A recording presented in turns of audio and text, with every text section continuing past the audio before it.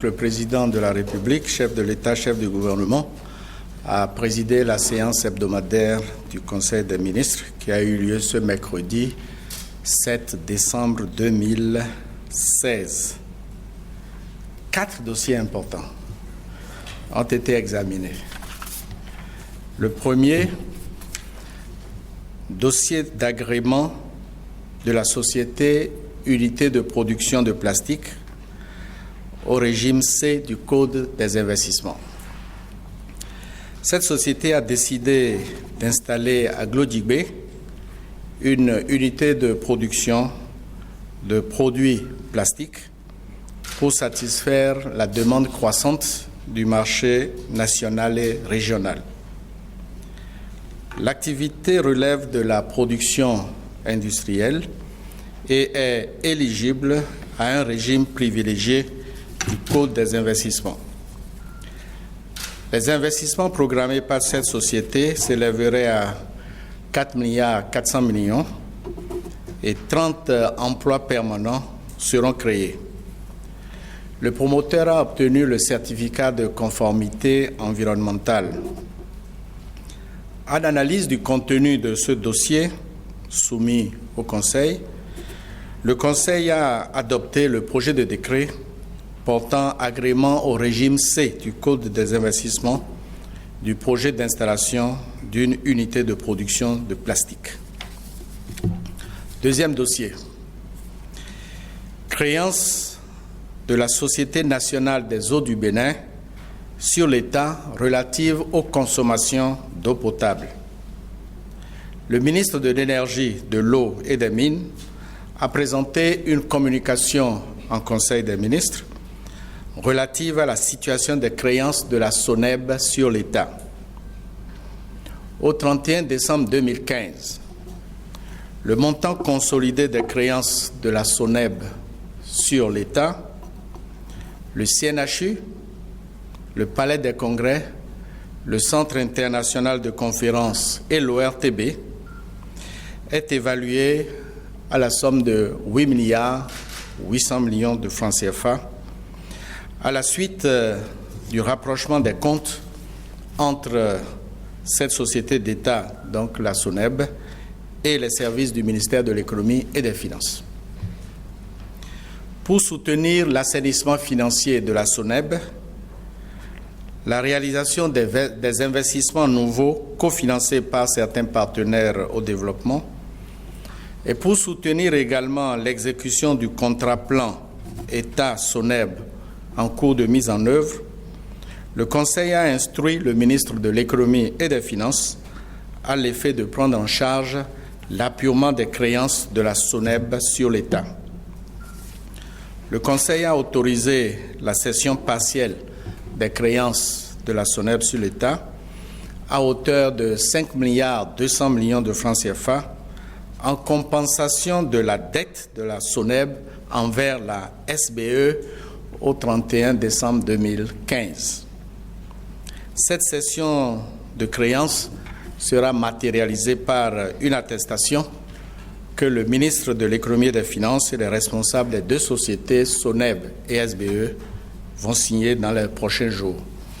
En d'autres termes, l'État doit à la SONEB qui doit à la SBE. Donc on fait une compensation à hauteur de 5 milliards pour permettre à la SONEB de se désengager vis-à-vis de la SBE. Point 3. Mise en œuvre d'un numéro téléphonique d'intérêt public. Le gouvernement a entrepris de renforcer les moyens logistiques des forces de sécurité publique. Le gouvernement s'engage aussi dans la correction du déficit communicationnel entre les citoyens et les forces de sécurité publique en instituant un système de communication qui sera accessible à tous et sans frais. Un système qui permettra aux populations d'informer directement et en temps réel les unités de sécurité de tout cas d'atteinte à la sécurité dont ces populations seraient témoins ou victimes. qu'il s'agisse d'accidents, d'incendies, de bagarres, de braquages ou de vols. Il s'agit de renforcer le système de communication préexistant en mettant en exercice un numéro vert, le 166, c'est-à-dire le 166. Quel que soit le réseau depuis lequel le citoyen informateur émet un appel, cet appel sera gratuit. L'appel sera réceptionné au centre d'appel dédié où sera logé un commandement sécuritaire. Le commandement sécuritaire répercutera l'information à l'unité de sécurité territorialement compétente pour une intervention conséquente. Cela appelle bien entendu une réorganisation des forces de riposte.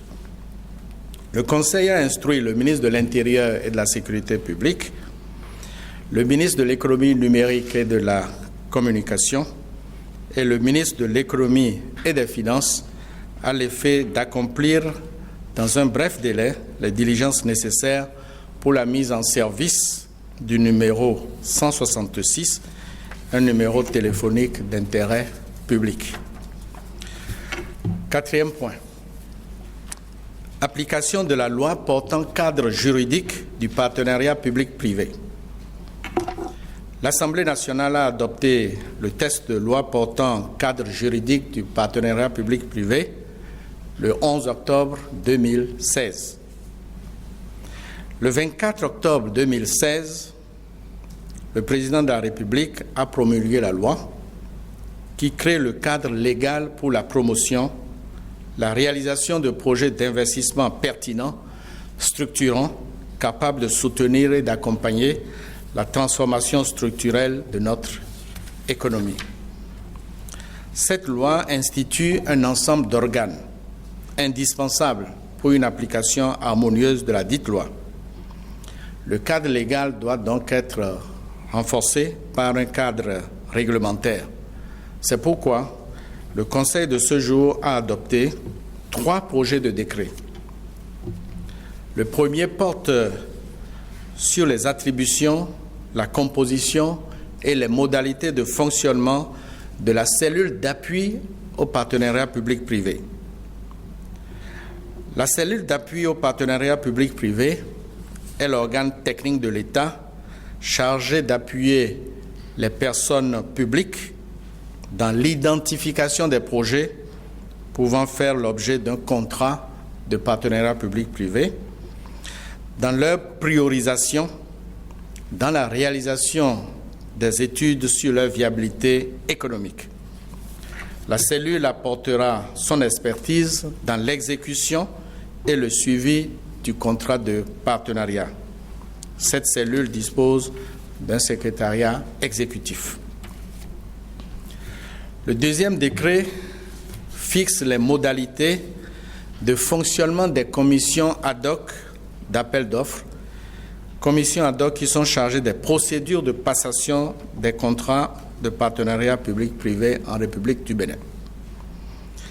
Dans le cadre de la mise en œuvre des procédures devant aboutir à l'attribution des contrats de partenariat public-privé, initiés par chaque autorité contractante habilitée à recourir au contrat de partenariat public-privé, il est créé une commission ad hoc chargée des opérations de passation des 10 contrats. Cette commission est mise en place dès la publication de l'avis de préqualification. Cette commission fonctionnera en synergie avec la Direction nationale de contrôle des marchés publics et la cellule d'appui au partenariat public-privé. Le troisième décret porte sur les conditions spécifiques du contrôle et de la régulation des procédures de passation et de gestion des conventions de partenariat public-privé. La Direction nationale de contrôle des marchés publics assure le contrôle a priori des opérations de passation de contrats de partenariat public-privé. Cette direction donne son accord ou son avis, selon le cas, dans des délais qui sont fixés dans le décret. Quant à l'autorité de régulation des marchés publics, elle est l'organe de régulation des opérations de passation de contrats de partenariat public-privé. L'autorité de régulation des marchés publics, qui existe déjà, est l'organe de recours et de facilitation de dialogue entre les parties en cas de différend ou en cas de contestation née des procédures de sélection du partenariat privé. Donc tous les organes sont désormais en place pour pouvoir faire appliquer le cadre légal relatif au partenariat public-privé. Je vous remercie.